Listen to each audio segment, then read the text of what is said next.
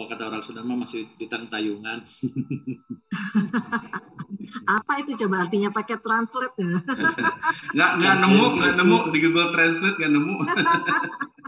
Nah, kita memberikan 1 jam talk show seminggu sekali. Jadi dia bebas untuk mempromosikan usahanya. Saya juga sempat agak surprise juga ya waktu polnya Cirebon itu ternyata mencari yang di atas 50.000 aja jarang, malah belum ada kali, jarang. Saya juga sempat agak surprise juga ya waktu polnya Cirebon itu ternyata mencari yang di atas 50.000 aja jarang, malah belum ada kali, jarang. Radio Visit.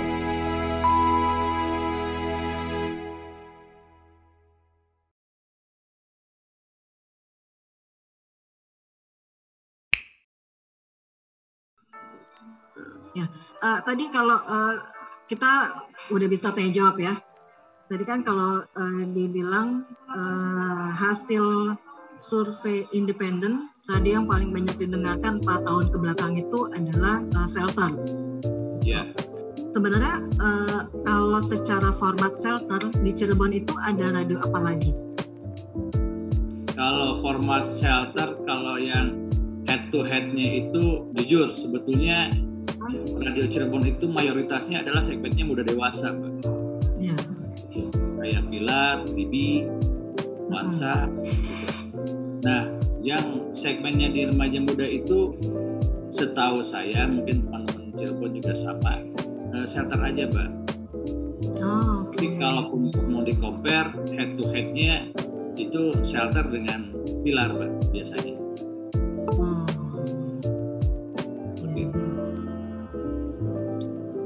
Jadi kalau 5 besarnya ini menurut para penyiar dari Radio Cirebon, Mbak, saya juga dapat dari YouTube.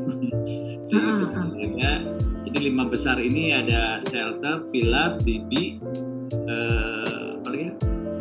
Dairy, satu lagi itu Nuansa, Marit, Sindang Kasih gitu, multi segmen lagi. Sindang Kasih atau Cirebon gitu, Cirebon FM.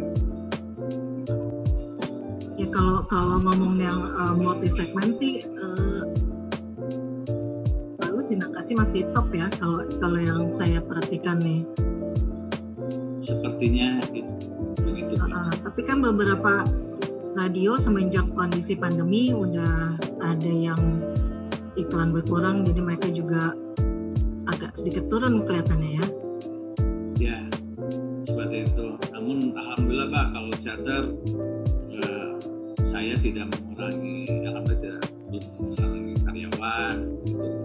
Alhamdulillah. Dari atau apa gitu, Pak. Masih normal, alhamdulillah, Mbak. Kalau shelter, kalau kata orang Sunda mah masih di tayungan. Apa itu coba artinya pakai translate ya? nggak nemu di Google Translate nggak nemu. Di tayungan tuh masih dilindungi, Mbak. Yang bahasa.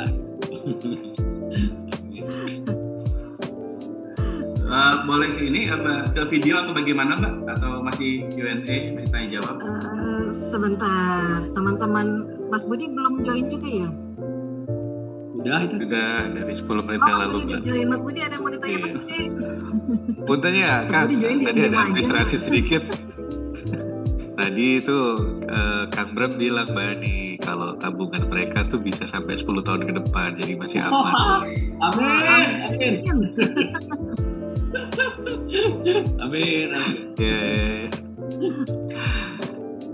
Bangga dilanjut, Mbak, nih. Silakan. Ya. Tadi sih udah cerita profil Mas Budi, udah kasih lihat studio dan lingkungan yang ada di sekitar shelter gitu.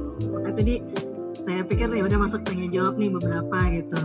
Karena dari Bright kelihatannya cuma beberapa yang hadir karena masih ada yang isoman dan masih kurang sehat. Jadi kalau Mas Budi ada yang mau ditanyain, enggak atau?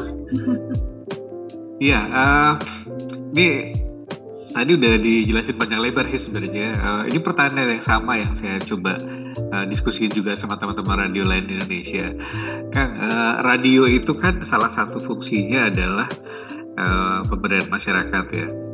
Program di shelter yang mengakomodir itu apa ya? Yang ngasih ruang buat UMKM, kemudian pengusaha-pengusaha lokal supaya mereka juga punya porsi gitu. Oke. Selamat siang semuanya, teman-teman dari Bright. Tadi menjawab pertanyaan dari Mas siapa tadi? Mas Budi. Ya Mas, tadi berarti terkait dengan UMKM ya Mas ya. Ini sesuai dengan data yang saya dapat dari Bank Indonesia Kantor Perwakilan Cirebon. Saya bisa buka masker ya. Jadi ini sesuai dengan begini, Mas. Jadi ini sesuai dengan data yang saya dapat dari Kantor Perwakilan Bank Indonesia Cirebon tentang geliat UMKM di tahun 2022. Emang kalau sesuai data tahun 2022 ini UMKM akan sangat bertumbuh karena pada dasarnya efek dari pandemi ini mengharuskan orang-orang lebih kreatif lagi. Nah, kalau berbicara tentang ruang di Shelter FM terkait tentang UMKM, kita rencananya ini sudah berdiskusi dengan tim. Kita bakal ada satu program khusus terutama untuk teman-teman komunitas. Nanti ini kita bakal berbincang-bincang di sini. Terus juga ini sebenarnya udah kita lakukan beberapa tahun kemarin. Kita itu punya segmen program namanya Local Heroes. Local Heroes ini artinya adalah kita mengundang orang-orang yang sangat berjasa di Cirebon, yang istilahnya itu yang sangat berpengaruh, kayak semacamnya influencer, terus juga kayak teman-teman komunitas, teman-teman UMKM, untuk setidaknya mengenal profil mereka di dalam satu jam acara itu. Kita berbincang-bincang seperti talk show gitu Mas. Itu yang sudah kita lakukan di beberapa tahun kemarin, dan rencananya dalam waktu dekat kita akan mulai lagi program yang satu ini. Kurang lebihnya seperti itu Mas Budi.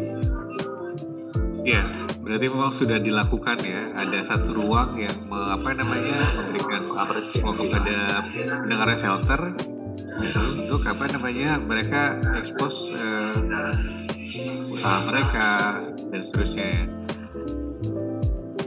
Betul. Sudah kita lakukan. Oke, ini malah kita maaf agak delay ya karena sinyal di saya kurang baik. Malah kita sudah kerjasama akhir tahun kemarin tuh dengan HIPMI, seperti HIPMI-nya Kota Cirebon, di mana HIPMI ini kan banyak pengusaha muda, usaha yang terjun di UMKM. Nah, kita memberikan 1 jam talk show, 1 jam ya, talk show seminggu sekali.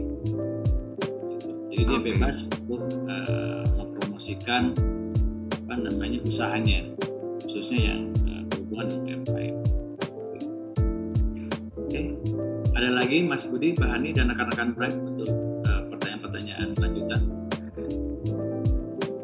Ya, terkait selain dari UMKM, kan sekarang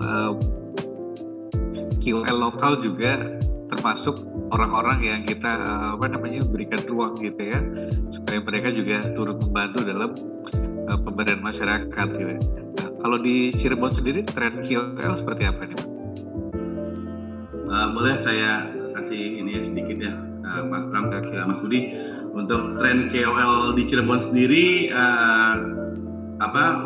sudah sangat ramai lah, saya bilang begitu ya, sudah banyak gitu.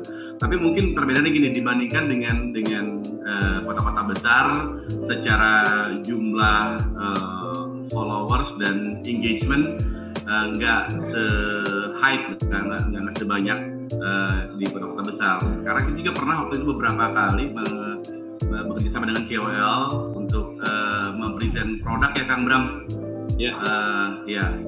Nah, dari yang punya produk ini minta kita untuk kerja sama dengan KOL. Cuman ya KOL yang diminta maksimal tuh kita rata-rata mereka punya followers di 10.000 ribuan, maksimal paling banyak 20 ribuan gitu. Jadi kalau di kota-kota lain kan banyak banget KOL yang emang followersnya hampir ratusan ribu gitu ya. Nah, kita kemarin tuh bekerjasama dengan KOL yang memang jumlah follower cukup banyak, dan alhamdulillah sih yang punya produk ini cukup efektif lah untuk ukuran kota Cirebon gitu. Jadi menyesuaikan dengan ini ya, Cirebon.